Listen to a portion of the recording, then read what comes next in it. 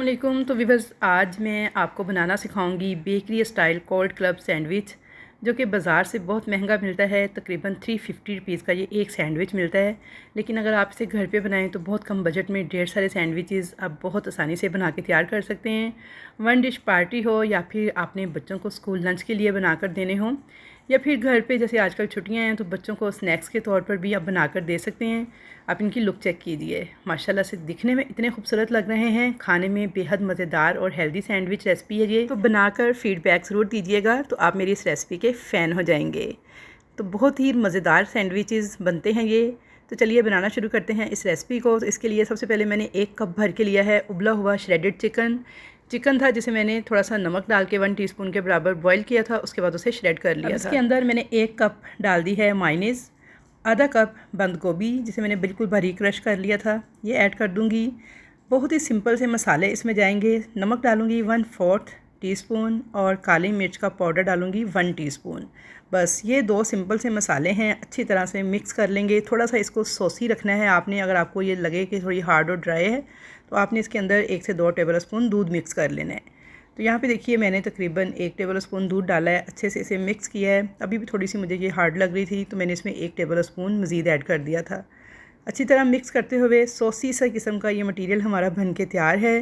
तो यहाँ पे आप देख सकते हैं जी, हमारे सैंडविचेस के लिए जो ड्रेसिंग है वो रेडी हो गई है। इसको एक तरफ रख देंगे और यहाँ पे मैंने सैंडविच ब्रेड के लिए हैं 4 अदद स्लाइस। इसके मैं जो किनारे हैं इनको तेज़ छुरी की मदद से इस तरह से काट लूँगी। तो यहाँ पे देखिए इनके चारों तरफ से मैंने ब्रेड के किनारों को काट लिया था। अच्छा, आप यहाँ तो ये किनारे बाद में भी काट सकते हैं ड्रेसिंग वगैरह फिल करने के बाद, लेकिन बाद में काटना ना मुझे थोड़ा सा मुश्किल लगता है, तो इसलिए मैं इनको पहले ही काट रही हूँ। इन किनारों को आप ज़ाया मत कीजिएगा, इनको आप चॉपर में पीस के ड्राई कर लीजिएगा तो आपका बेहतरीन ब्रेड क्रम्ब बन के तैयार हो जाएगा। अब यहाँ पर हमारी सॉस भी रेडी है जो हमने क्रीमी सी तैयार की है, और ब्रेड भी बिल्कुल हमने स्लाइस काट के रेडी कर लिए हैं। साथ मैंने कुछ सैलड लिया है, बिल्कुल बारीक स्लाइस लिए हैं खीरे के, कटे हुए टमाटर के, और अंडे जो हैं हार्ड बॉईल करने के बाद इनको भी स्लाइस में इस तरह से काट लिया था। तो यहाँ पे हमारी असम्बलिंग के लिए तमाम चीज़ें रेडी हैं। अब हम ब्रेड के चारों स्लाइस को इस तरह से रखेंगे और थोड़ी थोड़ी चिली गार्लिक सॉस जो है इसे हम थोड़ा थोड़ा डाल के इसके ऊपर इस तरह से स्प्रेड कर लेंगे। अब हम इसकी लेयरिंग स्टार्ट करेंगे। तो सबसे पहले स्लाइस के ऊपर जो हमने ड्रेसिंग रेडी की है इसे हम इवन करके एक बिल्कुल नॉर्मल सी लेयर लगाएंगे। बहुत मोटी लेयर भी हम नहीं लगाएंगे और बहुत पतली सी भी लेयर नहीं लगानी, बल्कि मुनासिब सी मिकदार में ही हमने इस लेयर को इस तरह से लगा के तो लेवल कर लेना है। तो यहाँ पे देखिए मैंने एक लेयर जो है सॉसी किस्म का जो मटेरियल हमने तैयार किया था उसकी लगा ली थी। इसके ऊपर अब दूसरा स्लाइस रख देंगे, थोड़ी सी मायोनीज़ इसके ऊपर लगाएंगे। ये बाइंडिंग का काम करेगी, इसलिए मायोनीज़ आपने ज़रूर से लगानी है। अच्छी तरह से इसे भी प्लेन कर लेंगे। और अब इसके ऊपर जो उबले हुए अंडे के स्लाइस थे ना, इनको आपने कुछ इस तरह से अरेंज करना है कि जहाँ से आपने कटिंग करनी है ना, वहाँ से आपने तीनों स्लाइस इस तरह से जोड़ देने हैं। फिर से इसके ऊपर एक स्लाइस रख देंगे और थोड़ी सी मायोनीज़ इसके ऊपर मज़ीद लगाएंगे। अच्छा, मायोनीज़ आपने हर स्लाइस के ऊपर ज़रूर लगाते जाना है क्योंकि ये बाइंडिंग का काम करेगी और इनको जोड़ के रखेगी। थोड़े से खीरे और टमाटर के जो स्लाइस हैं इनको कुछ इस तरह से अरेंज कर देंगे। थोड़ी सी बंद गोभी हो तो आप वो भी हल्की सी छिड़क के डाल सकते हैं। और अब आखिरी स्लाइस के ऊपर भी मैंने दोबारा से मायोनीज़ लगा के इस तरह से इसे प्लेन कर लिया था। अब इसे बंद कर देंगे। हल्का सा प्रेस करना है आपने और ज़्यादा ज़ोर नहीं लगाना, वरना इसकी शेप ख़राब हो जाएगी।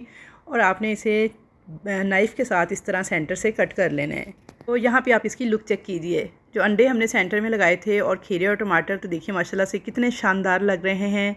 तो दिखने में ये जितने खूबसूरत लग रहे हैं ना सैंडविचेस, तो यकीन मानिए खाने में बेहद टेस्टी थे और बहुत ही मज़ेदार बन के तैयार होते हैं। तो यहाँ पे मैंने इनको क्लिंग रैप की मदद से पैक कर लिया था। तो ये देखिए फ़ाइनल लुक आप चेक कीजिए, माशाल्लाह से बेहतरीन सैंडविचेस जो कि बाज़ार से आप 350-400 रुपये का लेकर खाते हैं ना, तो घर पे आप बहुत कम बजट में ढेर सारे सैंडविचेस बना के तैयार कर सकते हैं। और इस स्टेज पर अगर आपको ये रेसिपी ज़रा भी अच्छी लग रही है तो जल्दी से वीडियो को लाइक करें, अच्छा सा एक कमेंट करके बताएं कि कैसी लगी आपको ये रेसिपी।